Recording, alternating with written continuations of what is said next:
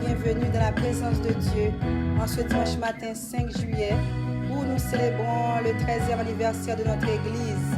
13 ans que nous existons par la grâce de Dieu. Nous vous demandons là où vous êtes, dans votre maison, à travers le téléphone, à travers Zoom où vous nous regardez, de joindre votre voix à la nôtre. Nous allons chanter ensemble, nous allons auditionner la chanson « Il fera » parce que Dieu a fait pour nous de grandes choses. Écoutons cette chanson « Il fera ». Dieu, il existe, il est là, il est capable. Si tu crois que Dieu est capable de te délivrer, lève la main et témoigne qu'il est capable, il est infiniment,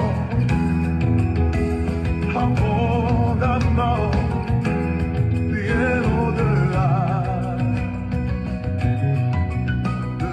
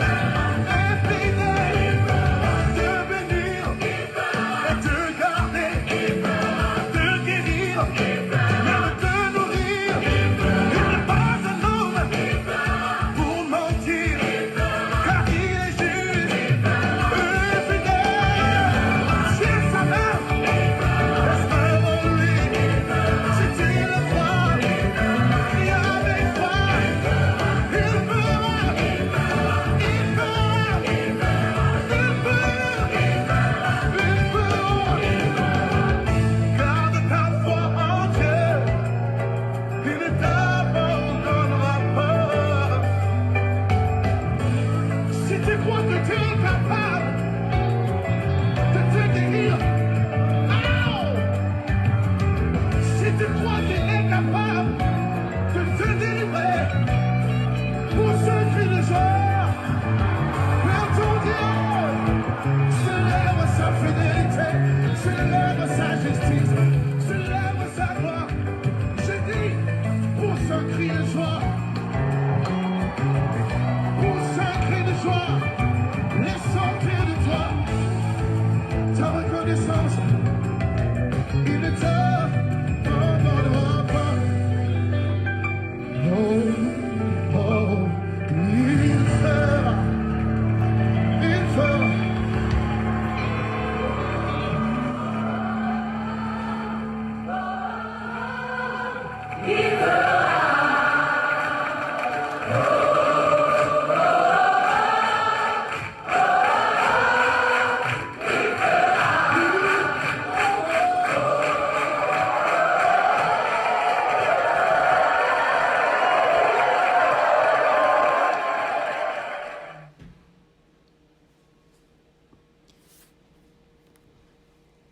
Dieu est capable de le faire. Il l'a déjà fait pour nous par le passé. Il va le faire encore. Nous n'avons qu'à garder notre foi en lui. Il va le faire. Nous le croyons qu'il va le faire. Maintenant, prosternons-nous. Nous allons écouter notre ministre Roger dans la prière d'introduction. Seigneur, Dieu Tout-Puissant, toi qui as fait toutes choses, nous bénissons ton nom. En ce moment, nous présentons devant toi à travers les réseaux sociaux pour t'adorer, te louer et t'exalter. Nous voici, Seigneur, avec nos péchés et nos iniquités.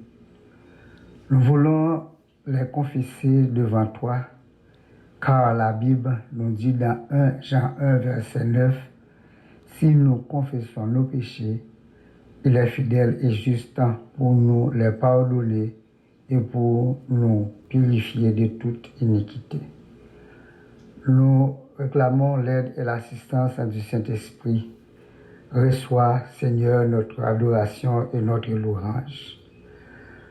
Nous voulons te remercier de nos frères et sœurs qui ont mis la main pour la réalisation de ce programme. Maintenant, nous remettons entre tes mains tous ceux et toutes celles qui sont en train de participer à ce service, de les bénir, Seigneur. Nous, Seigneur, remettons encore entre tes mains le programme de ce matin, que ce programme se déroule sous ta divine protection. Nous t'en prions ainsi, au nom de Jésus, notre Seigneur et Sauveur, qui vit au siècle des siècles. Amen. Il y a une puissance dans le nom de Jésus. Il y a une puissance dans le nom de Jésus. Il y a une puissance dans le nom de Jésus pour briser les chaînes, briser les chaînes, briser les chaînes, pour briser les chaînes, briser les chaînes, briser les chaînes. Il y a une puissance dans le nom de Jésus. Il y a une puissance dans le nom de Jésus. Il y a une puissance dans le nom de Jésus pour briser les chaînes, briser les chaînes, briser les chaînes, pour briser les chaînes, briser les chaînes, briser les chaînes. Il y a une puissance, proclame-le dans le nom de Jésus. Il y a une puissance dans le nom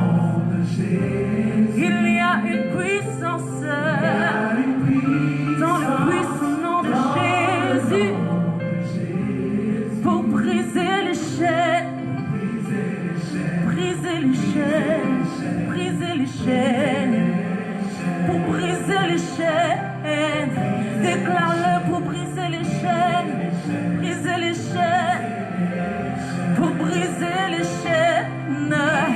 Pour briser les chaînes. Mais briser les chaînes. Il y a une puissance. Il y a, proclame-le. Il y a une puissance. Proclame-le. Proclame-le. Il y a une puissance.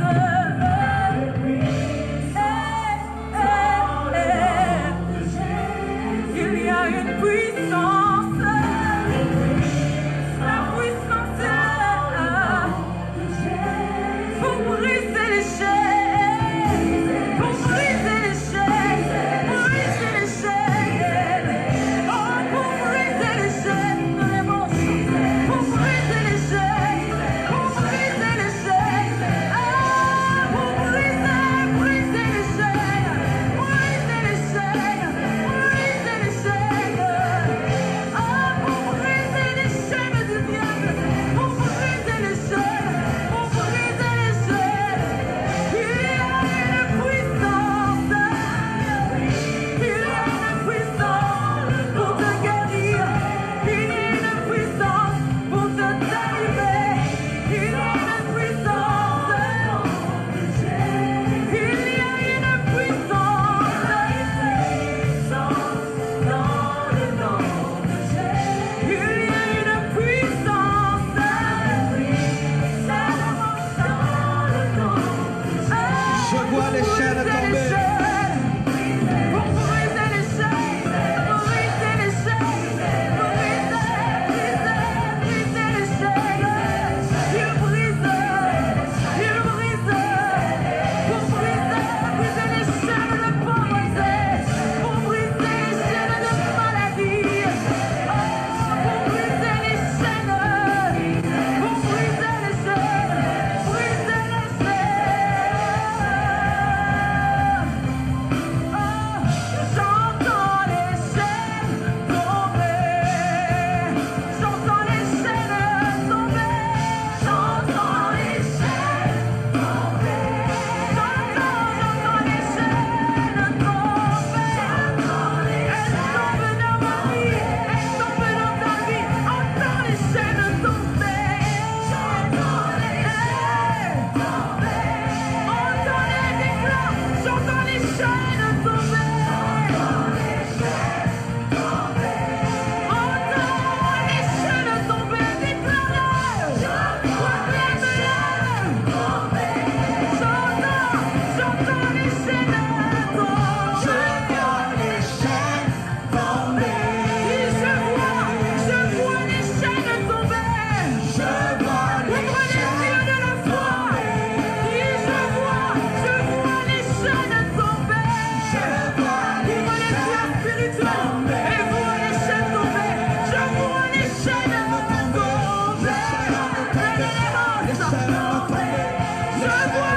Je vois les chaînes tomber.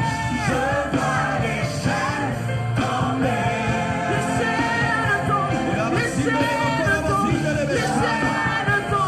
Les chaînes tombent. Les chaînes tombent. Les chaînes tombent. Les chaînes tombent. Les chaînes, les chaînes, les chaînes tombent. Les chaînes tombent. Les chaînes tombent. Les chaînes tombent. Les chaînes de la stérilité tombent aujourd'hui. Oh, les chaînes tombent. Oh, les chaînes de la paralysie tombent aujourd'hui. Les chaînes de la maladie tombent aujourd'hui. Elles sont terrassées. Les chaînes, oh, les chaînes tombent. Les chaînes tombent. Les chaînes tombent. Déclare les chaînes tombent. Les chaînes tombent. Les chaînes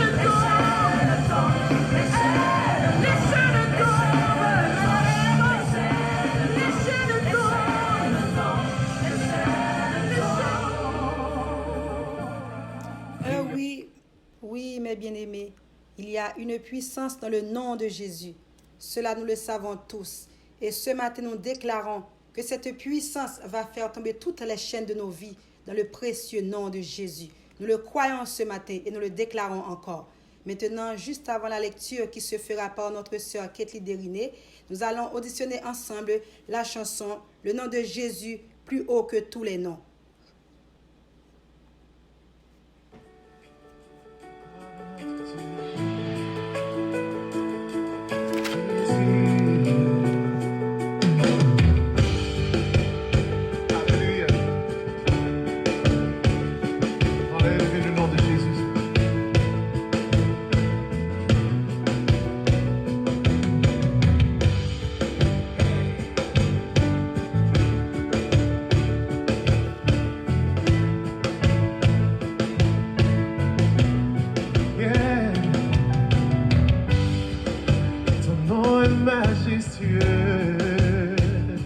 Seigneur, sur toute la terre. Ton nom est fort et puissant, ton nom est glorieux et grand. En lui nous sommes sauvés. Le nom de Jésus, plus haut que tous les noms. Roi des rois, aucun nom n'est comme le sien.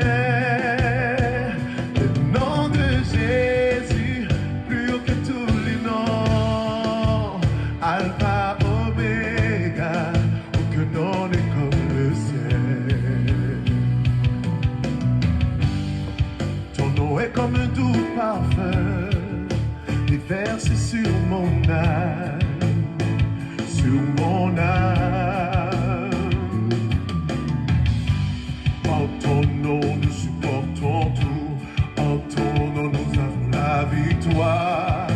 Ton nom est tout puissant. Le nom de Jésus, plus haut que tous les noms. Comment? Aucun nom n'est comme le ciel. Chante son nom. Le nom de Jésus, plus haut que tous les noms. Comment? Alpha, Oméga, aucun nom n'est comme le ciel. Le nom de Jésus, le nom de Jésus, plus haut que tous les noms. Roi des rois. Comment on chante? Aucun nom n'est comme le ciel. Le nom de Jésus, plus haut que tous les noms. Alpha, Oméga. Alpha, Oméga, aucun nom n'est comme le ciel. Aucun autre Dieu. Aucun autre Dieu n'a vaincu la mort que Jésus-Christ le ressuscité. Nous le levons plus haut. En son nom, tout genou fléchit. En son nom, tout homme est sauvé. Yeah! Nous invoquons son nom. Le nom de Jésus, plus haut que tous les noms. Roi des rois, aucun nom n'est comme le ciel. Chantez le nom de Jésus, plus haut que tous les noms. Alpha, Oméga, aucun nom n'est comme le ciel. Chantons le nom de Jésus, plus haut que tous les noms. Le nom qui sauve et qui garde. Aucun nom n'est comme le ciel. Nous chantons le nom de Jésus, plus haut que tous les noms. Alpha, Oméga, aucun nom n'est comme le ciel. Ton nom comme un doux parfum, chantez avec moi. Ton nom est comme un doux parfum, déversé sur mon âme, sur mon âme. En ton nom nous surmontons tout, en ton nom nous avons la victoire. Ton nom est tout puissant. Le nom de Jésus, plus haut que tous les noms. Jésus, il est roi. Roi des rois. Aucun nom n'est comme le ciel. Le nom de Jésus, plus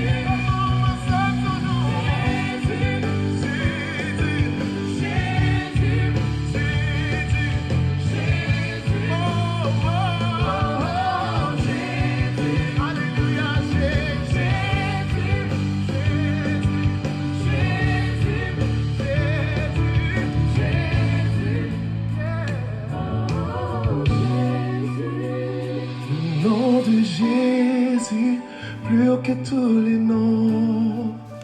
Roi des rois, aucun nom n'est comme le ciel. Le nom de Jésus, plus haut que tous les noms. Alpha, Oméga, aucun nom n'est comme le ciel.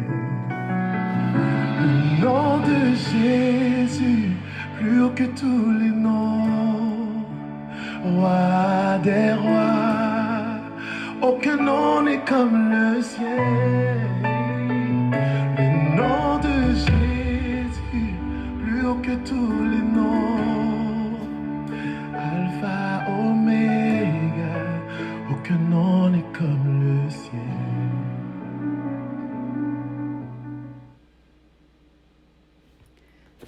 Nous allons faire la lecture de ce matin dans 1 Chronique 22, du verset 11 jusqu'à la fin. Maintenant, mon fils, que l'Éternel soit avec toi afin que tu prospères et que tu bâtisses la maison de l'Éternel, ton Dieu, comme il l'a déclaré à ton égard. Veuille seulement l'Éternel t'accorder de la sagesse et de l'intelligence et te faire régner sur Israël dans l'observation de la loi de l'Éternel, ton Dieu. Alors tu prospéreras si tu as soin de mettre en pratique les lois et les ordonnances que l'Éternel a prescrites à Moïse pour Israël. Fortifie-toi et prends courage. Ne crains point et ne t'effraie point. Voici, par mes efforts, j'ai préparé pour la maison de l'Éternel 100 000 talents d'or, 1 million de talents d'argent, et une quantité d'airain et de fer qui n'est pas possible de peser, car il y en a en abondance. J'ai aussi préparé du bois et des pierres, et tu en ajouteras encore. Tu as auprès de toi un grand nombre d'ouvriers, des tailleurs de pierre et des charpentiers, et des hommes habiles dans toute espèce d'ouvrage. L'or, l'argent, l'airain et le fer sont sans nombre. Lève-toi et agis, et que l'Éternel soit avec toi. David ordonna à tous les chefs d'Israël de venir en aide à Salomon, son fils.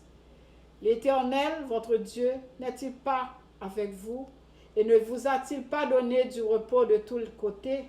Car il a livré entre mes mains les habitants du pays, et le pays est assujetti devant l'Éternel et devant son peuple. Appliquez maintenant votre cœur et votre âme à chercher l'Éternel, votre Dieu. Levez-vous et bâtissez le sanctuaire de l'Éternel, Dieu, afin d'amener l'arche de l'alliance de l'Éternel, les ustensiles consacrés à Dieu, dans la maison qui sera bâtie au nom de l'Éternel. Que Dieu ait béni cette portion de l'Écriture pour l'édification commune de tout un chacun.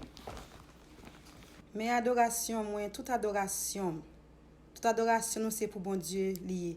C'est la chanson que nous allons auditionner juste avant la prière pastorale. Mais mes frères et sœurs, nous vous encourageons ce matin, en ce dimanche matin où nous célébrons les 13 ans de l'Église, où nous faisons un service de remerciement à l'Éternel, de chanter avec nous. Élevez vos voix, prions, chantons et donnons la gloire à Dieu. Nous allons l'adorer ensemble. Nous allons chanter, mais adoration, toute adoration, parce qu'il le mérite. Nous allons chanter ensemble.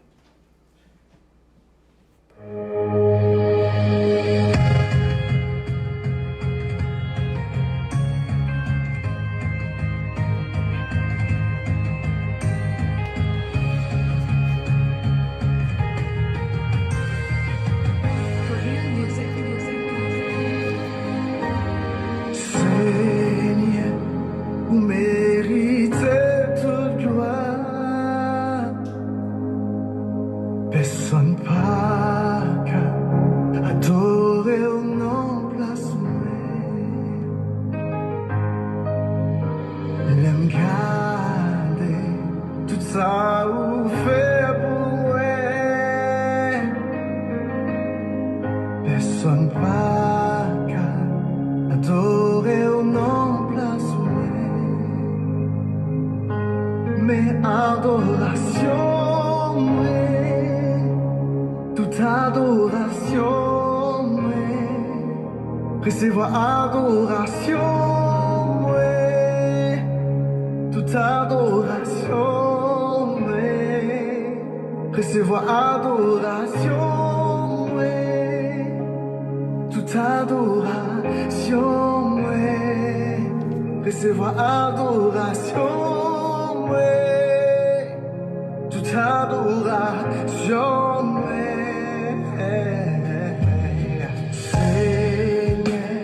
Vous méritez toute gloire, vous méritez. Personne pas adorer au nom de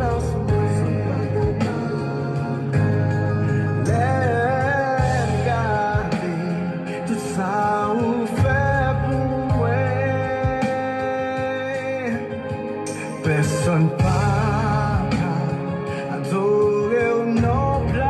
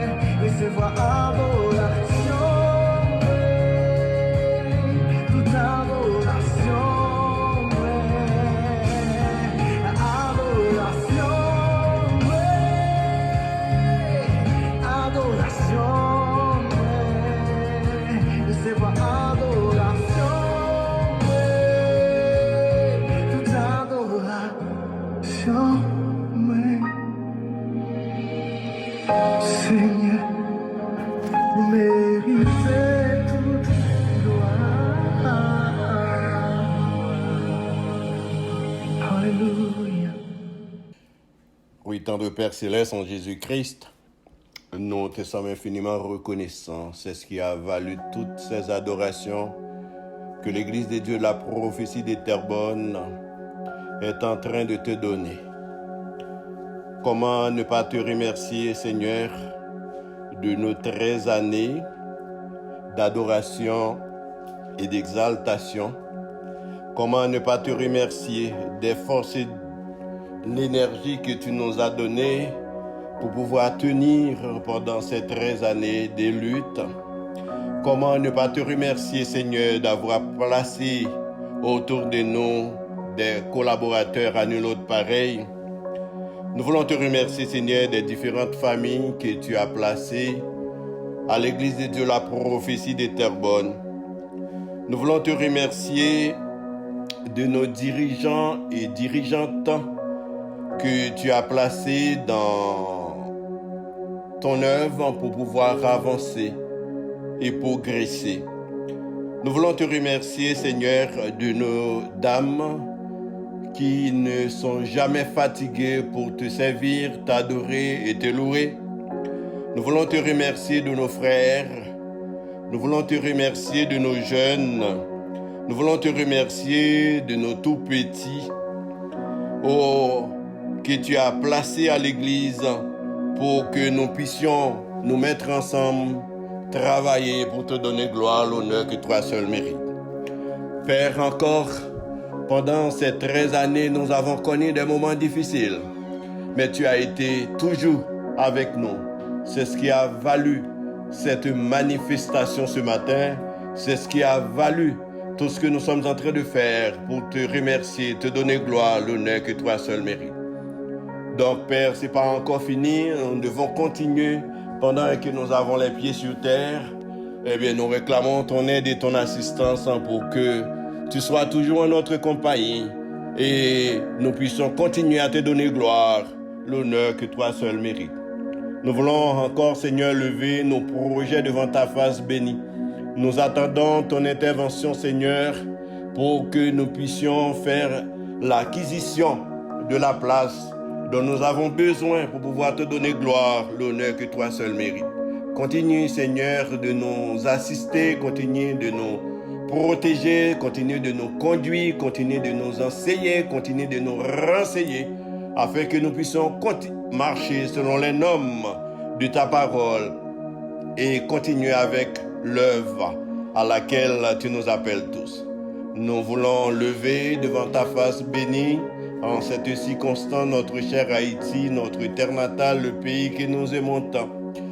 Oh, ce pays est en train de connaître des situations vraiment cataclysmiques, des situations difficiles. Nous le présentons devant ta face bénie. Bénis encore, Père, notre cher Haïti. Permets à ce que les responsables puissent se ressaisir et conduire ce pays à bon port. Nous ne pouvons pas oublier le Canada là où nous sommes. Nous réclamons ton aide et ton assistance pour que tu puisses agir en faveur de ce pays et que ce peuple puisse retourner vers toi et te servir comme étant son Dieu. Père, encore, les auditeurs qui sont à l'écoute de ce programme de remerciement, nous les présentons devant ta face bénie. Permets des 3 fois 5 qu'ils puissent prendre des décisions pouvant te servir jusqu'à la venue de notre Seigneur Jésus-Christ. Et comme ça, nous pourrons être ensemble lors de la venue de notre Christ. Ensemble, chantant gloire à toi et Hosanna, Hosanna au plus haut des cieux.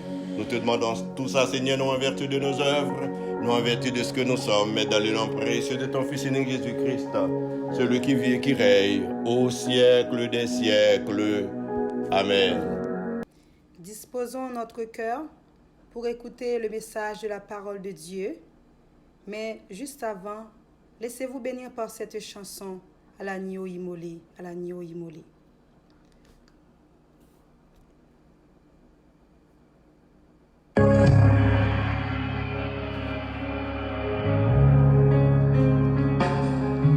Tous les anges de sa sainteté, l'univers crie sa majesté. Chantons gloire et puissance.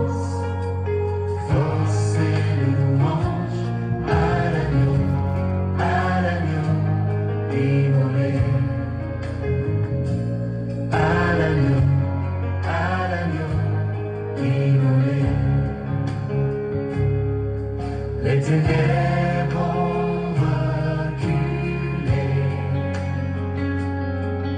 devant l'œuvre de la croix, devant l'agneau immolé et le sang versé pour moi. Tous les anges de sa sainteté, l'univers crie sa majesté, chantons gloire et puissance, force et louange à l'agneau immolé, à l'agneau immolé. De la vie qu'il a donnée à la vie qui brûle en moi. Ton amour est à jamais ma reconnaissance au roi. Tous les anges de sa sainteté, l'univers crie sa majesté, chantons gloire et puissance, force et louange à l'agneau immolé, à l'agneau immolé.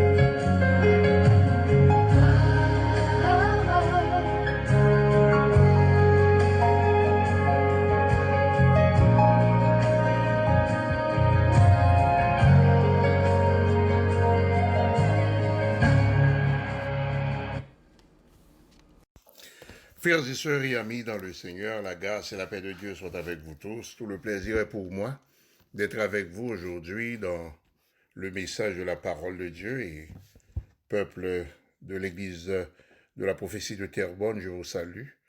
Et j'ai toujours de vos nouvelles à partir de mes conversations avec votre pasteur qui est un ami. Et que Dieu vous bénisse. Je vous invite à ouvrir vos Bibles avec moi dans 1 Chronique, le chapitre 22, verset 19. 1 Chronique, chapitre 22, verset 19.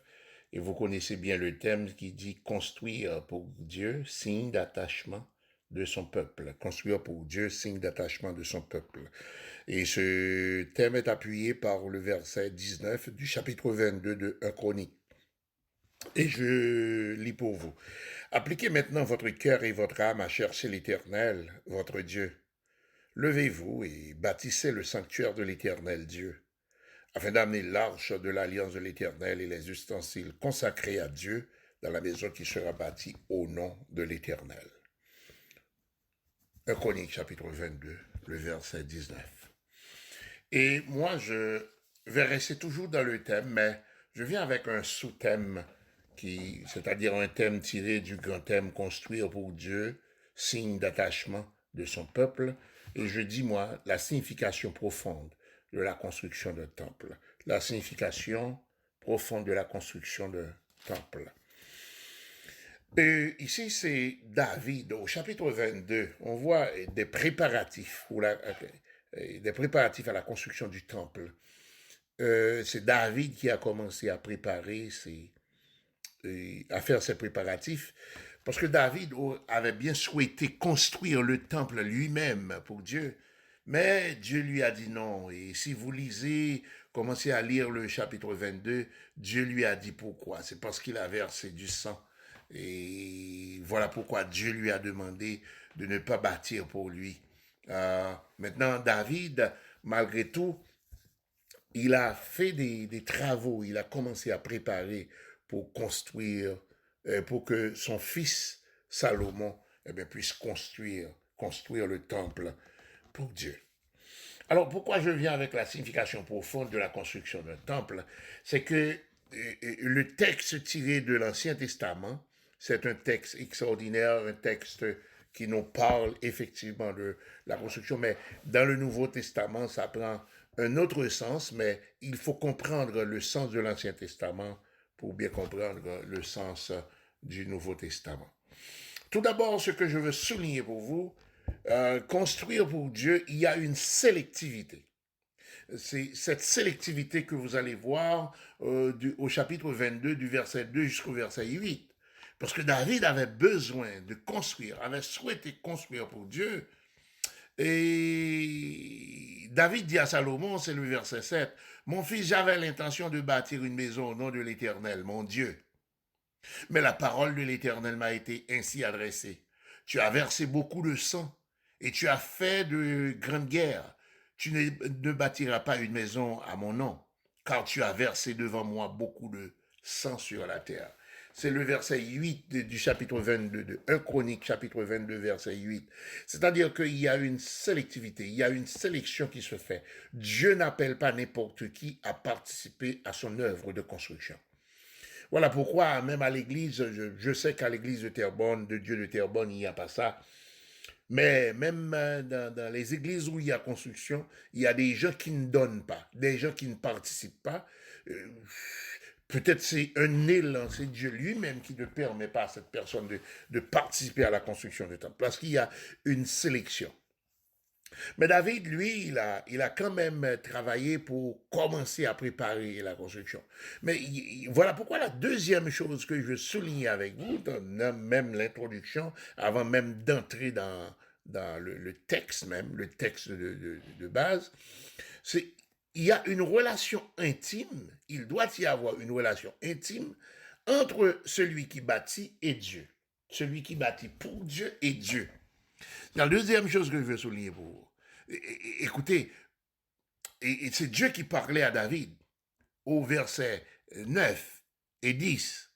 Je vais lire pour vous. « Voici, il te naîtra un fils qui sera un homme de repos, et à qui je donnerai du repos en le délivrant de tous ses ennemis d'alentour. Car Salomon sera son nom, et je ferai venir sur Israël la paix et la tranquillité pendant sa vie. Ce sera lui qui bâtira une maison à mon nom. Il sera pour moi un fils, et je serai pour lui un père, et j'affermirai pour toujours le trône de son royaume en Israël. » Écoutez, frères et sœurs, ici, Dieu dit, non, il va naître de toi un fils.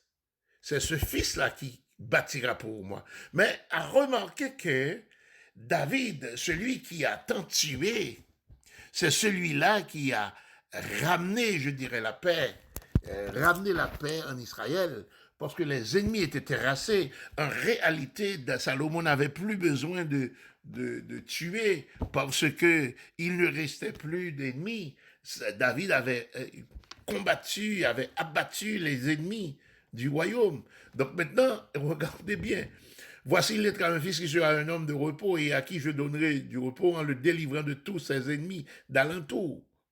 Mais qui a commencé ce travail, qui a renversé les gens qui se tenaient debout devant le peuple de Dieu, c'était bien sûr David.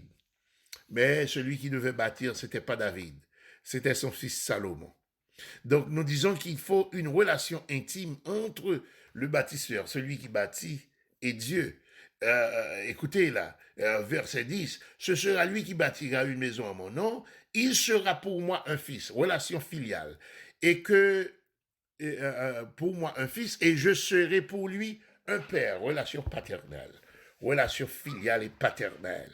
Et j'affermirai pour toujours le trône de son royaume en Israël.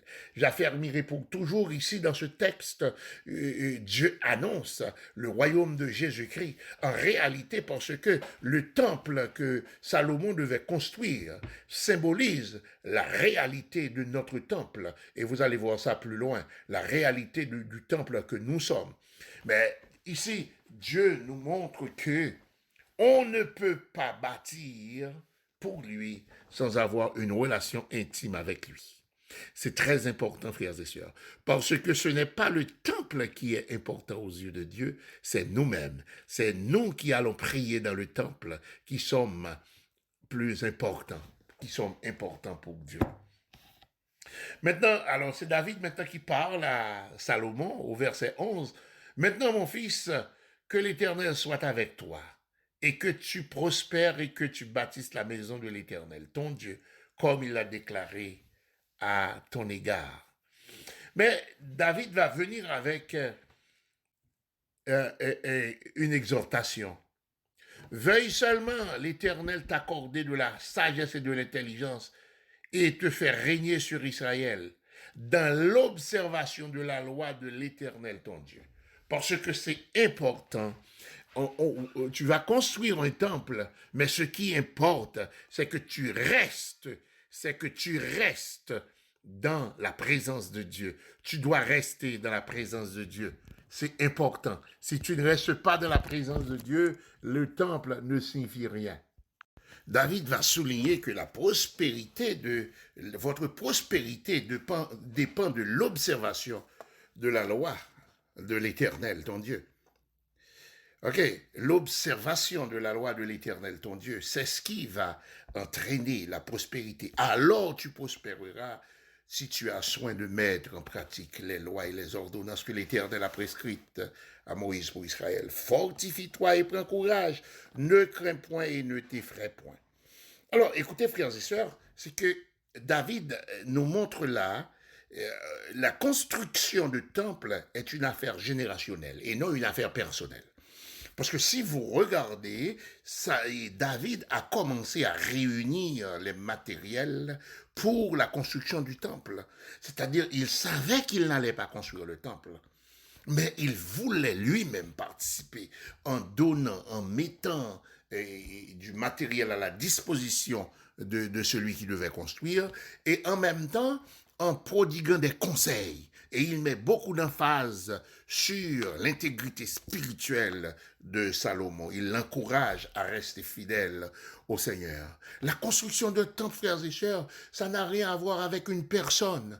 Parce que quand cette génération ne sera plus, il y aura un temple où les enfants qui ne sont même pas encore nés, où les enfants qui ne sont même pas à l'église, eh bien, viendront pour adorer le Seigneur. Vous serez peut-être dans la tombe, et moi aujourd'hui qui prêche pour vous, je serai dans la tombe, je ne serai plus. Mais il y aura des enfants à venir adorer le Seigneur. Il y aura des jeunes à venir adorer le Seigneur. Les jeunes d'aujourd'hui seront des grands-mères ou bien ne seront plus. Mais ce que vous faites aujourd'hui, eh bien, restera pour que d'autres gens viennent adorer le Seigneur. La construction de temple n'est pas une affaire personnelle, c'est une affaire générationnelle, c'est-à-dire pour des générations à venir. On ne peut pas voir qu'aujourd'hui, on a une place pour 50 personnes, donc c'est suffisant. Non, peut-être vous avez 50 personnes, vous avez 100 personnes, mais vous ne savez pas ce que Dieu va faire et quand il y aura beaucoup de plus de gens. Donc la construction, ce n'est pas une affaire, la construction de temple, ce n'est pas une affaire personnelle, c'est une affaire générationnelle. Maintenant, frères et sœurs, je veux rentrer dans le texte même, le verset 19, là où David donne ce conseil. Appliquez maintenant votre cœur et votre âme à chercher l'Éternel. Écoutez, la première recommandation de David est d'ordre spirituel. C'est une recommandation d'ordre spirituel. Remarquez, frères et sœurs, le spirituel prime sur le matériel. Le spirituel prime la relation avec Dieu, l'intimité avec Dieu prime sur même la construction du temple, parce que le temple, c'est du matériel, mais la relation avec Dieu, c'est quelque chose de spirituel. Regardez, appliquez maintenant votre cœur et votre âme à chercher l'Éternel. Votre âme à chercher l'Éternel, c'est-à-dire tout votre je suis, tout ce que vous êtes à chercher l'Éternel, votre Dieu. L'Éternel, votre Dieu. Et puis la deuxième recommandation est d'ordre actionnel, est d'ordre pragmatique. Levez-vous. Levez-vous. C'est très important. C'est pas aller jeûner toute la journée. C'est pas aller faire veille de nuit toutes les nuits, passer des nuits à prier et l'Éternel va vous donner un temple. Non, il faut tout d'abord passer du temps à prier l'Éternel parce que le spirituel est plus important que le matériel. Mais après avoir prié, après avoir passé du temps avec l'Éternel, levez-vous. Levez-vous, c'est important, vous devez faire une action, c'est pragmatique. Levez-vous et quoi d'autre? Bâtissez le sanctuaire de l'Éternel Dieu. Bâtissez le sanctuaire. C'est ça l'ordre, c'est ça la prescription de David. Levez-vous et bâtissez. Levez-vous et bâtissez. C'est pragmatique, frères et sœurs. Ne dites pas que nous allons prier pour que Dieu nous donne un temple. Oui, vous allez prier pour que Dieu vous donne un temple, mais prier, c'est pas le tout. Il faut des actions. Des fois, nous sommes très théoriques. Nous ne prenons pas le temps de servir le Seigneur avec notre argent, avec tout ce que nous avons. Et pourtant, nous disons que mon corps, mon cœur, mon âme ne m'appartiennent plus. Il faut contribuer. Aussi, c'est très important. Action. Pragmatique. Et troisièmement, il y a un but. Pourquoi? Appliquez maintenant votre cœur et votre âme à chercher l'Éternel, votre Dieu. Deuxièmement, pragmatique, levez-vous et bâtissez le sanctuaire de l'Éternel. Quel est le but de tout cela? Afin d'amener l'arche de l'alliance de l'Éternel et les ustensiles consacrés à Dieu dans la maison qui sera bâtie au nom de l'Éternel. Afin d'amener l'arche de l'alliance de l'Éternel. L'arche de l'alliance, frères et sœurs, c'était un coffret, c'était une boîte. Et là-dedans, on a les lois, les tables de loi que Moïse avait reçues sur le mont Sinaï, à l'intérieur. Il y avait des chérubins dessus, donc nous n'allons pas prendre le temps de vous parler de l'arche. Mais l'arche symbolise la présence de Dieu. L'arche de l'Éternel symbolise la présence de Dieu. Donc écoutez bien. Afin d'amener l'arche de l'alliance de l'Éternel. C'est-à-dire, c'est comme, on a besoin d'un temple pour mettre ce qui symbolise Dieu pour nous. On a besoin d'un temple pour loger le symbole de Dieu parmi nous. Quel est ce symbole? Ce symbole, c'est l'arche de l'alliance. L'arche de l'alliance, c'est le symbole de la présence de Dieu parmi le peuple et les ustensiles consacrés, etc. Donc, c'est un espace réservé à Dieu lui-même. Le temple dans l'Ancien Testament est un espace réservé à Dieu. C'est un espace de rencontre avec Dieu. C'est un espace où l'on se présente devant Dieu. Naturellement, dans le temple, il y a 3 parties. Et là, je suis en train de faire un parallèle, ou bien je me propose de faire un parallèle avec vous. On va avancer et puis on va arriver au parallèle. Mais tout ça dans l'Ancien Testament, vous remarquez, vous comprenez que le temple, c'est la maison de Dieu. C'est là où on en héberge le symbole de Dieu parmi le peuple. Mais dans le Nouveau Testament, la Bible nous dit quelque chose d'autre en ce qui concerne le temple. Dans Actes, en effet, dans 1 Corinthiens chapitre 3, 1 Corinthiens chapitre 3, le verset 16, Paul nous fait comprendre que le temple du Saint-Esprit, c'est bien nous-mêmes. C'est vous et moi qui sommes le temple du Saint-Esprit, le temple de Dieu. C'est-à-dire que c'était l'ombre des choses à venir. C'était un symbole, le temple dans l'Ancien Testament. Mais dans le Nouveau Testament, Paul va poser cette question. Ne savez-vous pas que vous êtes le temple de Dieu et que l'Esprit de Dieu habite en vous? C'est-à-dire que l'Arche de l'Alliance dans l'Ancien Testament avait besoin d'un temple. Où placer cette arche, où placer ce symbole de Dieu. Mais dans le Nouveau Testament, c'est nous qui sommes le temple de Dieu. Dans l'Ancien Testament, c'est Salomon qui était appelé à construire ce temple.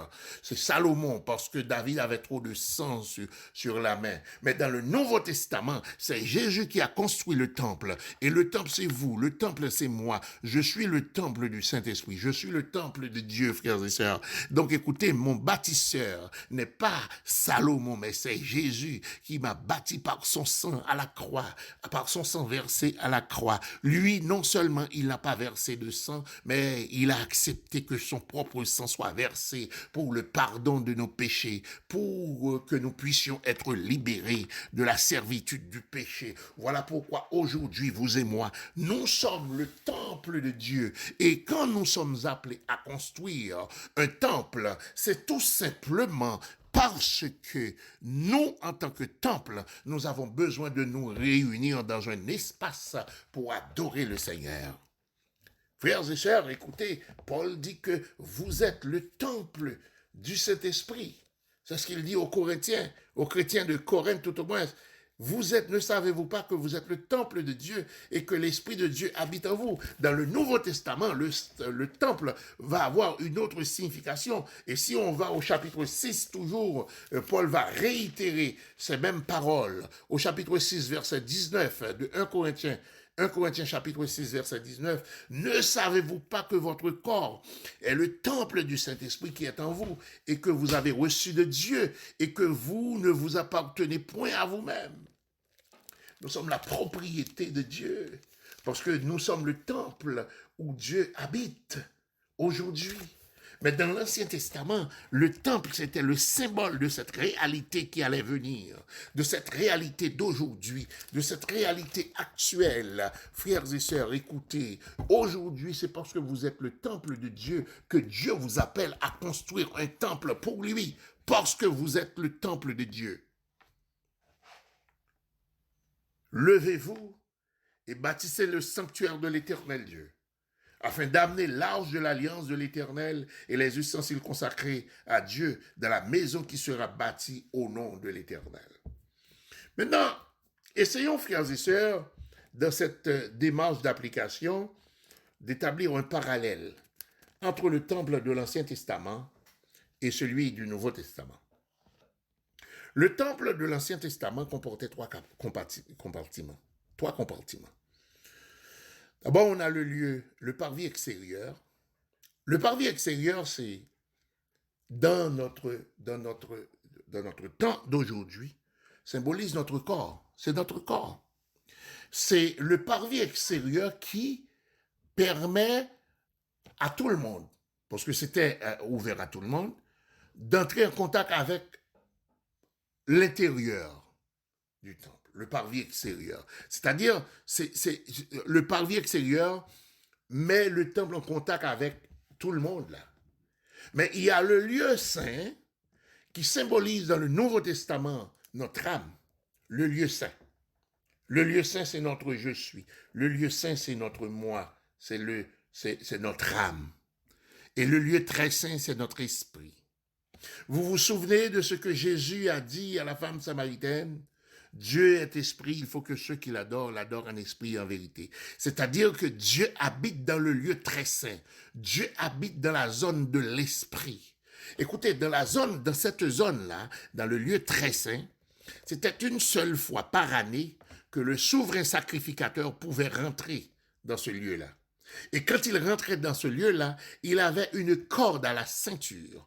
Au cas où il fait une erreur à l'intérieur et qu'il est frappé par Dieu, personne ne pourra rentrer aller récupérer son cadavre.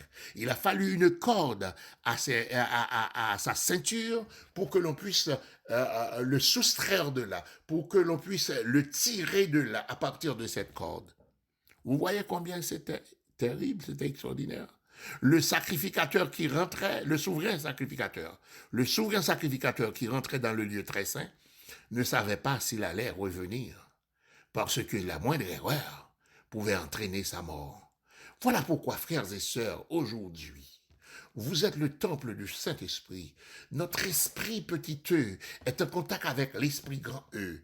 Voilà pourquoi, frères et sœurs, Dieu nous parle, Dieu vous parle, Dieu vous invite à construire un espace pour que les temples puissent se réunir en esprit et en vérité, pour célébrer le nom du Dieu vivant, pour célébrer le nom du Dieu très haut, pour célébrer le nom du Dieu éternel, pour célébrer le nom de notre Dieu Père, pour célébrer le nom de celui qui nous a délivrés, pour célébrer le nom de celui qui est fidèle, qui est chaque jour près de nous, qui nous console, le Dieu qui prend soin de nous, le Dieu qui nous fortifie, le Dieu qui dit et la chose arrive, qui ordonne et elle existe, le Dieu dont la compassion ne disparaît jamais, la compassion se renouvelle chaque matin, le Dieu qui vous a visité, le Dieu qui vous a établi, qui vous a rétabli, le Dieu qui vous a appelé des ténèbres à son admirable lumière, le Dieu qui vous promet de vous faire rentrer dans la vie éternelle. Ce Dieu-là vous appelle à bâtir dans son nom. Le lieu saint, le lieu très saint, le parvis extérieur, notre corps. Le lieu très saint, c'est là où se trouvait l'arche de l'alliance avec les tables de loi. C'est dans notre esprit où réside Dieu. C'est dans notre esprit. Voilà pourquoi, frères et sœurs, quelqu'un qui connaît le Seigneur ne peut pas se laisser perturber par la construction d'un temple. Parce que mon exhortation à vous, c'est que les églises connaissent des dissensions, connaissent des divisions après la construction de temple, le plus souvent après l'achat de temple, parce que les gens mettent beaucoup d'accent, mettent beaucoup d'emphase sur un temple fait de main d'homme. Mais laissez-moi vous dire que le temple, c'est vous-même. Voilà pourquoi, frères et sœurs, votre fierté ne peut pas être le temple que vous allez construire, mais votre fierté, c'est que vous avez une espérance éternelle. Votre fierté, c'est que vous êtes habité par le Saint-Esprit. Vous êtes plus important que le temple que vous allez construire. Aux yeux de Dieu, vous êtes plus important, parce que le Christ n'était pas venu s'immoler à la croix pour un temple fait de main d'homme, pour un temple construit en mur, construit en roche, construit en béton, construit de bois, ou bien, quelle que soit la bâtisse, Christ n'était pas venu pour ça, mais pour vous, pour me construire en tant que temple. Moi qui suis rien, vous qui êtes rien, nous qui ne sommes rien, eh bien, Dieu a fait de nous son temple. Il nous habite, frères et sœurs. Et parce qu'il nous habite, parce que le Saint-Esprit nous habite, Dieu nous fait confiance pour nous appeler à construire pour lui, frères et sœurs. Quel privilège de pouvoir construire pour Dieu, frères et sœurs. Vous êtes le temple du Saint-Esprit, là où Dieu réside. Alors, écoutez bien, je reprends le verset 19 de 1 Chronique chapitre 22. Appliquez maintenant votre cœur et votre âme à chercher l'Éternel, votre Dieu. Maintenant, pour nous, je dirais, eh bien, continuez à prier, continuez à chercher l'Éternel. Parce que, en tant que temple, vous devez vous lever et bâtir un espace pour que les temples de Dieu, ceux qui sont habités par Dieu, puissent trouver un espace pour exprimer ce qui se passe à l'intérieur. Voilà pourquoi Jésus a dit à la femme samaritaine, Dieu est esprit. Il faut que ceux qui l'adorent en esprit et en vérité. Donc, les gens qui sont dans le temple, ce sont des gens qui expriment ce qui se passe à l'intérieur d'eux et non des gens qui viennent avec quelque chose de manière intelligente, qui viennent pour faire de l'intellectualité. Mais c'est des gens qui sont animés par l'Esprit de Dieu et qui sont appelés à rentrer dans le temple pour glorifier le nom du Dieu très haut, du Dieu éternel. Donc voilà pourquoi, frères et sœurs, quand vous construisez pour Dieu, c'est un signe que vous êtes vraiment attachés à Dieu. Comprenez bien, frères et sœurs, je reprends. C'est le terme qui dit que construire pour Dieu, signe d'attachement de son peuple. Eh bien, écoutez, nous allons construire pour Dieu, c'est pas pour être attaché à Dieu, mais c'est une expression. Le terme là, si bien dit, c'est signe, c'est un signe d'attachement à Dieu. C'est-à-dire que c'est l'expression, c'est l'extériorisation de ce qui se passe à l'intérieur, frères et sœurs. C'est l'extériorisation de notre état d'âme. Voilà pourquoi, frères et sœurs, quand vous aurez ce temple, restez toujours humbles, restez toujours des serviteurs, laissez Dieu se servir de vous, laissez Dieu vous appeler au ministère, ne vous imposez pas de ministère, ne dites pas à ceux qui arriveront un petit peu en retard après que vous aurez construit pour dire où était-il tandis que nous construisions.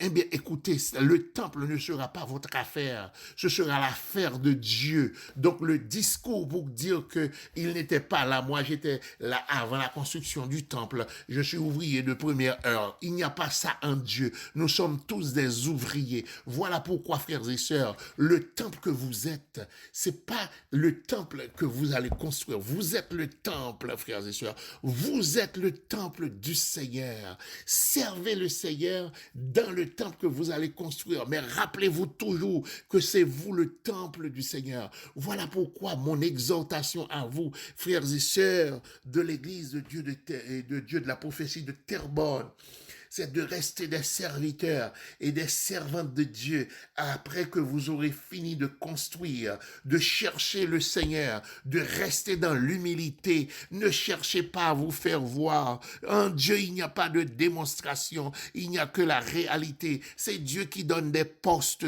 dans son église. C'est Dieu qui appelle au service. C'est Dieu qui donne une place dans son temple. Vous n'aurez pas à livrer bataille, à vous entre-déchirer pour être en première position, pour se faire voir. Ce n'est pas ça.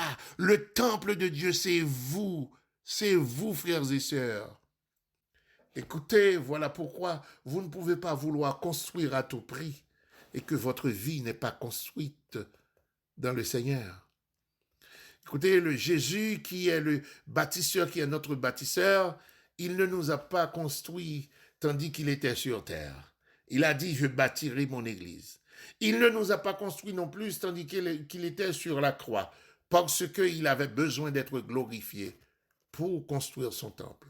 Il ne pouvait pas non plus nous construire tandis qu'il est ressuscité. Même après sa résurrection, l'église était toujours, je bâtirai mon église. Parce que le vrai administrateur de l'église, c'est le Saint-Esprit. Le Saint-Esprit étant venu, une fois que le Saint-Esprit est arrivé, et à ce moment-là, frères et sœurs, eh bien, l'église a été fondée. L'église a commencé sa course. L'Église a commencé sa course avec la venue du Saint-Esprit. C'est pour dire que c'est le Saint-Esprit qui habite les croyants, qui forment l'Église. Et nous, là, écoutez, frères et sœurs, parce que nous sommes habités, en tant que temple de Dieu, nous sommes habités par Dieu. C'est pourquoi nous allons construire pour Dieu. Frères et sœurs, amis dans le Seigneur, construisez pour Dieu, participez à cette œuvre. C'est merveilleux. Ce sera un signe de votre reconnaissance à Dieu. Dieu qui a fait de moi un temple. Parce que le temple que vous allez bâtir là, c'est la Bible qui dit que le ciel et la terre passeront. Mais vous, en tant que temple, vous ne passerez pas. Parce que vous serez avec Jésus dans l'éternité. Mais tandis que vous partirez, parce que l'âge, les années, le temps aura aura raison de nous. Le temps finira par partir avec nous, ou bien nous partirons dans le temps. Mais ce que vous allez construire là, eh bien, ce sera un espace où des gens qui n'ont pas connu Dieu pourront venir et témoigner de la grandeur de Dieu, pourront venir et dire combien Dieu est grand, pourront venir et adorer le Seigneur des Seigneurs. Et ainsi, d'autres temples viendront dans le temple que vous avez vous-même construit, que vous avez vous-même travaillé, vous avez vous-même travaillé pour la construction de ce temple. Eh bien, ce temple recevra du monde qui viendront pour adorer le Seigneur. Frères et sœurs, je résume pour vous. C'est sélectif. Dieu n'appelle pas n'importe qui pour construire pour lui. C'est sélectif. David voulait construire, mais Dieu a dit, tu as trop de sang sur la main. Deuxièmement, nous avons souligné qu'il y a une relation intime qui se développe entre celui qui bâtit et Dieu. Une relation de fils et de père. Aujourd'hui, nous sommes enfants de Dieu. Dieu est notre Père. Voilà pourquoi nous sommes appelés à bâtir. Deuxièmement, il y a une exhortation.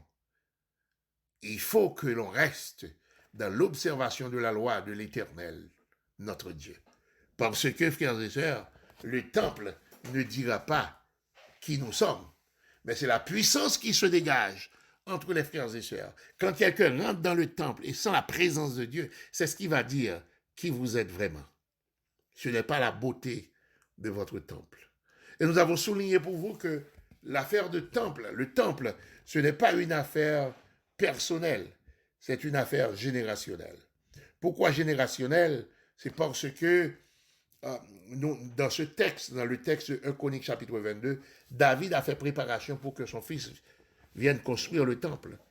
Donc David n'était pas là, mais il a rassemblé du matériel pour la construction du temple.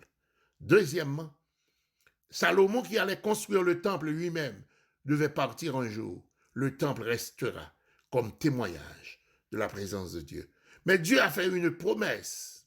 Il a dit que j'affermirai pour toujours le trône de son royaume. C'est ce que Dieu a dit. Écoutez, c'est ce qu'il a dit à David. Donc le trône du royaume de Dieu existe encore aujourd'hui. Ce n'est pas en Israël, mais c'est dans l'éternité, parce que Jésus est proclamé roi des rois, Seigneur des seigneurs.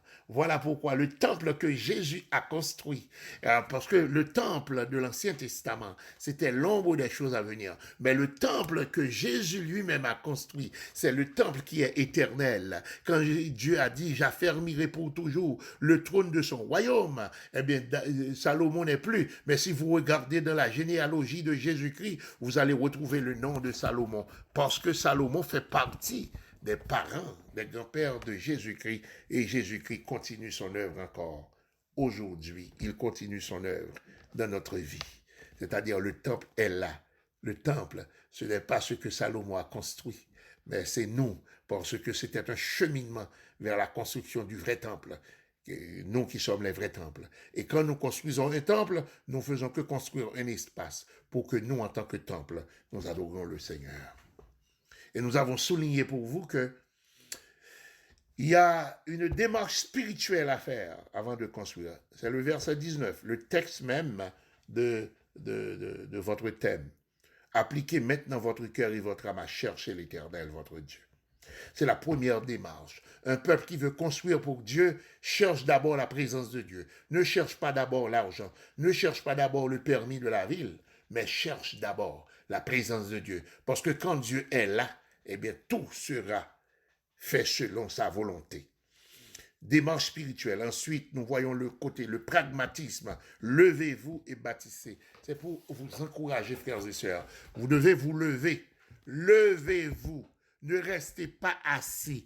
Ne restez pas dans le Dieu est bon. Mais contribuez pour que le temple puisse être construit. Le temple pour adorer le Seigneur puisse être construit. Et le but, c'est pour que Dieu habite. Eh bien, que Dieu habite dans vos cœurs. Que ce Dieu qui habite dans vos cœurs puisse trouver place quand vous vous réunissez, que Dieu soit à l'œuvre parmi vous. Voilà pourquoi vous devez vivre ensemble, parce que l'arche de l'Éternel dans l'Ancien Testament symbolisait la présence de Dieu. Aujourd'hui, quand vous rentrerez dans le temple, Dieu voudra trouver une place parmi vous pour que ce ne sera pas seulement la chorale qui a une voix mélodieuse, ce ne sera pas l'assemblée seulement qui chante mélodieusement bien, mais ce sera aussi les cœurs qui sont unis, les cœurs qui restent attachés au Seigneur, en se détachant de tout temple d'ici-bas pour s'attacher à Dieu, le maître du vrai temple qui est notre cœur, qui est nous-mêmes. Écoutez, je vais terminer, frères et sœurs, mais je veux souligner pour vous que si aujourd'hui vous êtes appelés à construire pour Dieu, c'est une grâce spéciale, c'est une grâce extraordinaire. Vous ne construisez pas pour un pasteur, vous ne construisez même pas pour vous-même, vous construisez pour Dieu. Et quand vous ne serez plus, le temple continuera à recevoir ceux qui sont à Dieu pour le louer, pour continuer l'adoration en attendant que le Christ revienne sur terre pour nous prendre, pour que ensemble nous puissions louer le Seigneur dans l'éternité. Puisse la paix de Dieu vous envahir, puisse la grâce de Dieu, fasse son chemin en vous. Puisse la grâce de Dieu vous ouvre les portes qui sont fermées pour que, finalement, vous puissiez construire le temple de Dieu. Mais laissez-moi vous dire, frères et sœurs, quand on fait travail pour Dieu, il y a toujours des embûches. C'est une exhortation pour finir que je vous donne. N'oubliez pas que 1 Jean chapitre 5 verset 19 dit que nous sommes de Dieu, mais le monde entier est sous la puissance du malin. Qu'est-ce que cela veut dire? Cela veut dire, frères et sœurs, les gens qui sont à l'œuvre sur terre, ce sont des ennemis de Dieu. Ils ne vont pas facilement vous donner l'accès pour construire. Mais laissez-moi vous dire que quand Dieu prend la direction d'une chose, il n'y a pas d'obstacle à Dieu. Il saura renverser tous les obstacles pour que sa volonté puisse se faire. Voilà pourquoi David a dit à Salomon, veille seulement et l'Éternel t'accorder la sagesse et l'intelligence. Voilà pourquoi il a dit que maintenant, cherchez l'Éternel. Mettez-vous à chercher l'Éternel. Tâchez, appliquez maintenant votre cœur et votre âme à chercher l'Éternel. Parce que quand Dieu est en avant, il renverse les obstacles. Il ouvre des portes. Il roule les pierres. Il assèche les mers. Il assèche les rivières pour que son peuple passe avec la tête haute, avec les pieds secs. Parce que c'est le Dieu de l'éternité. Il contrôle la terre. Le Seigneur Jésus qui est le fondateur, le constructeur du temple que nous sommes. Il a dit tout pouvoir m'a été donné dans le ciel et sur la terre.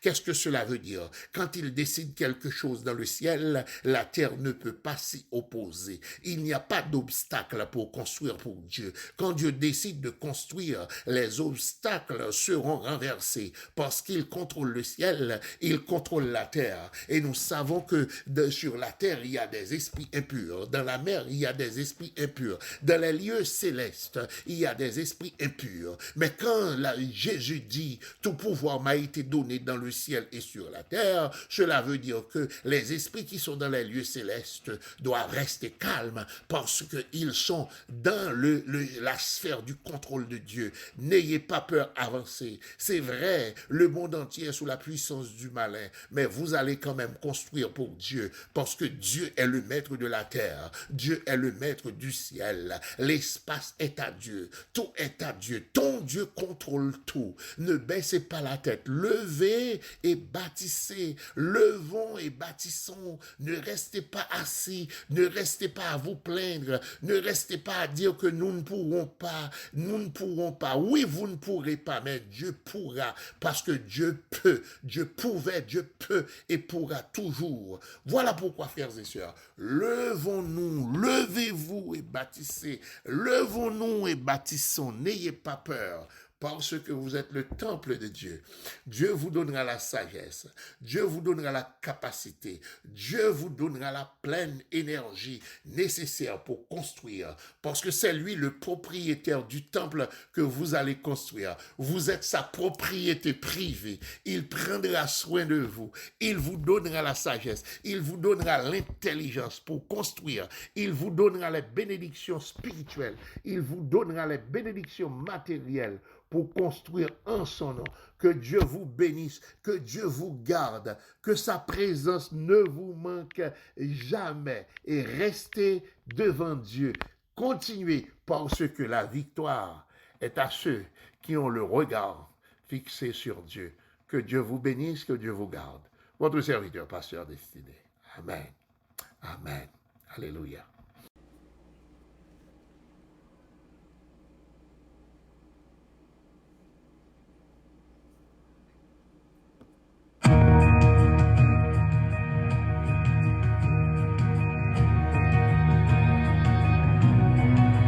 Bon Dieu fidèle, bon Dieu fidèle, ou fidèle, amen. Même si nous ta vie before, can pas sauter, bon Dieu connaît un fidèle. Même si pas pour me passer, qu'elle va sauter, mon Dieu connaît un fidèle. Même si tout montagne est fait comprendre, qu'elle va sauter. Bon Dieu connaît fidèle, oh bon Dieu fidèle, ou pas, j'en parle, dans les pensamiers, ma paix faire confiance, et moi connais agir, bon Dieu fidèle, ou pas, j'en parle, dans les pensamiers, ma paix faire confiance, et moi connais agir. Même si la meilleure vie est mauvaise, qu'elle va sauter, mon Dieu connaît fidèle. Même si votre assemblée vit plus fort, qu'elle va sauter, mon Dieu connaît fidèle. Même si mon maillot vit plus fait noir, qu'elle va sauter, mon Dieu connaît fidèle. Lève-moi, chantez mon Dieu fidèle. Oui, fidèle, oui, pas j'en parle. Oui, pour s'habiller, mon Dieu m'a fait confiance. Mon Dieu fidèle, mon Dieu, pas j'en parle.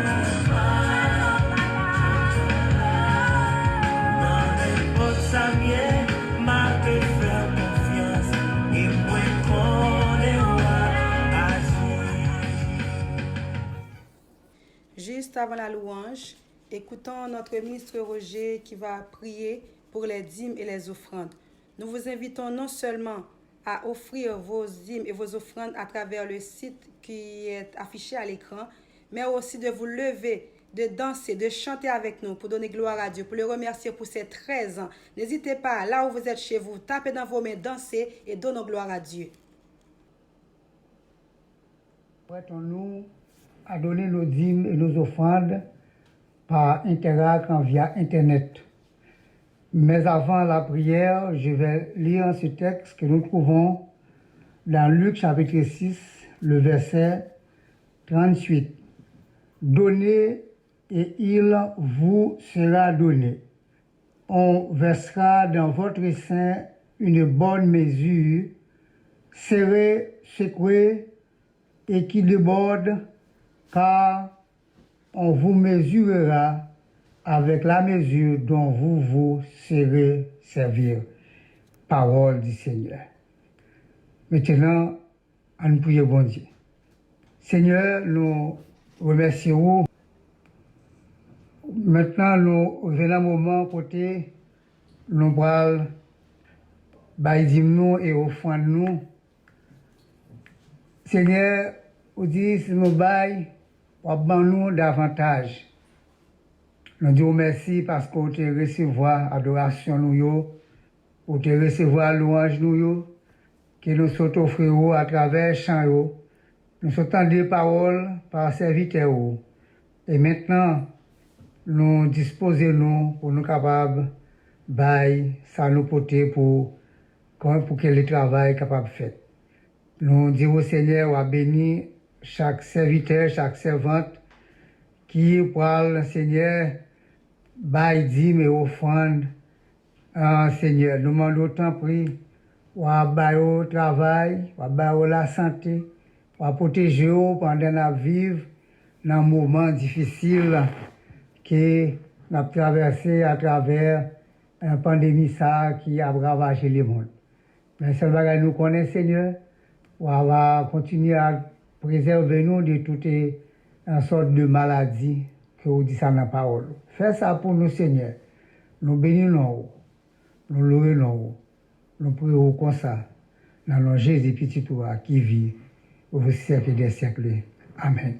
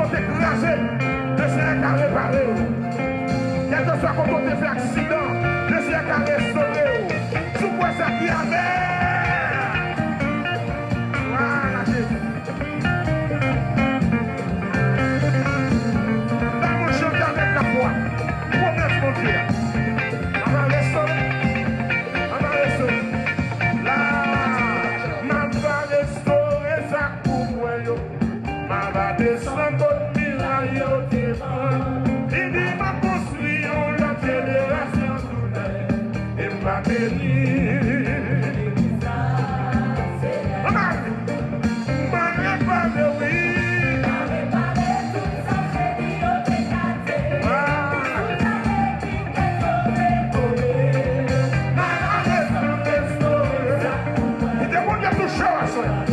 Avec ce qui te promesse à soi.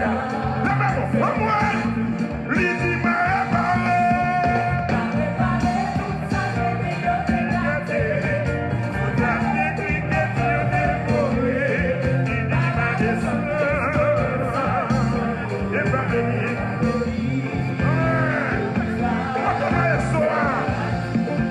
Il va bénir.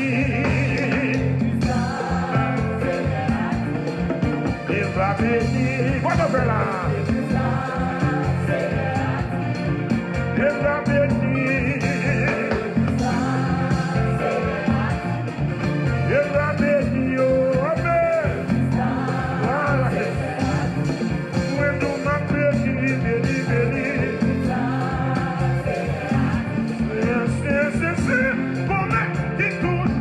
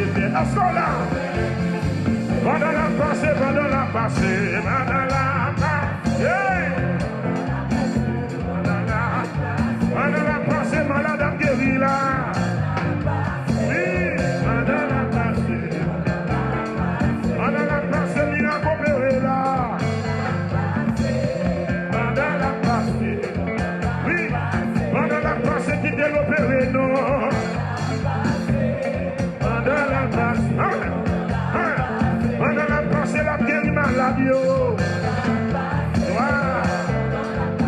puissant, mon Dieu béni. Pendant la passé, la guéri cancer. Pendant la passé. Amen, amen. Pendant la passé, il vient prendre au ciel là. Voilà. Amen, oui. Amen, oui. Pendant la passé, le bon Dieu guérison là. Oui, oui. Pendant la passé, la touche maladie. Pendant la passé, la guéri maladie. Pendant la passé, la touche maladie.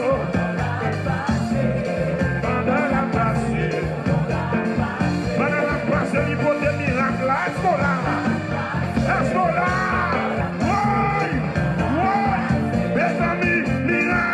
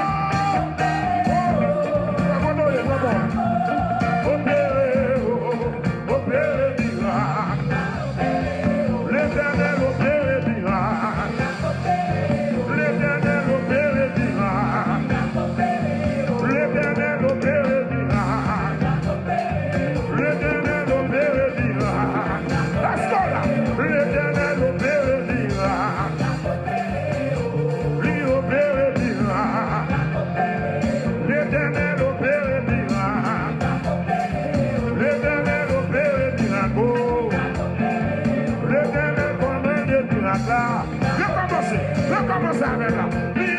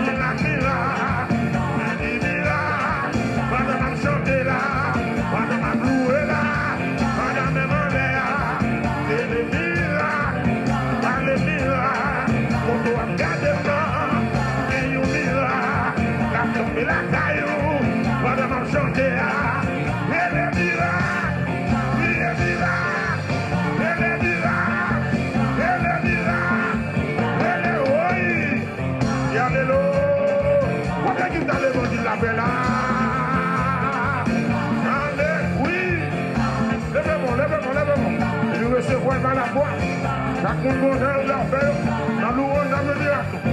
Amen. Et ça va être. Alléluia.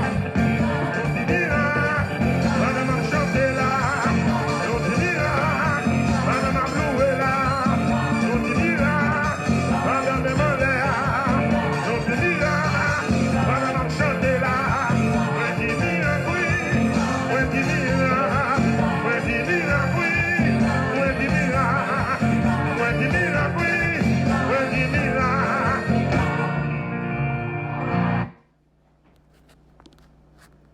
Oui, Seigneur, si nous sommes ici ce matin, c'est un miracle.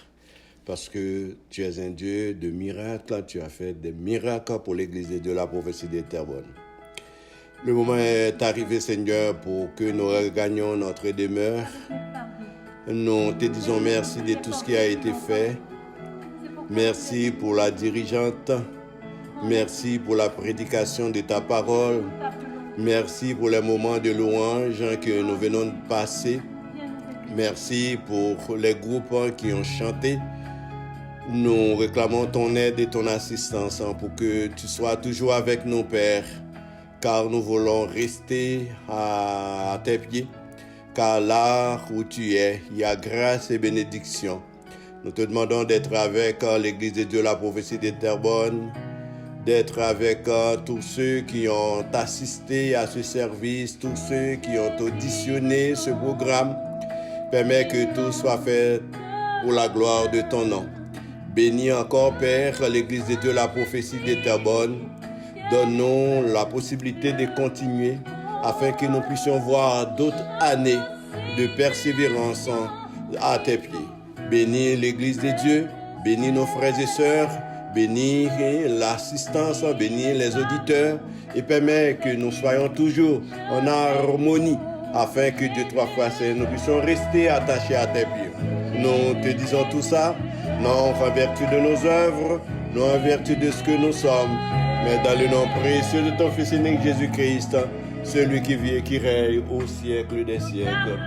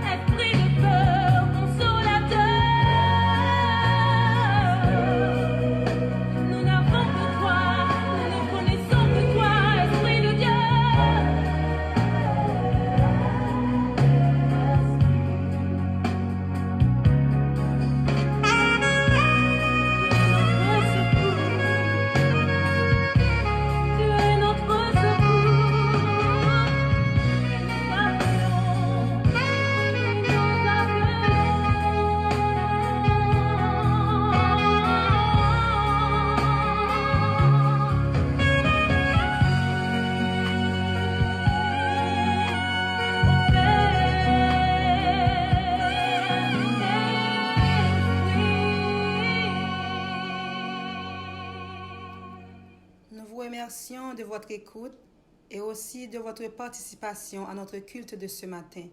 Maintenant, écoutons la bénédiction par notre pasteur Ismaël. Recevons la bénédiction.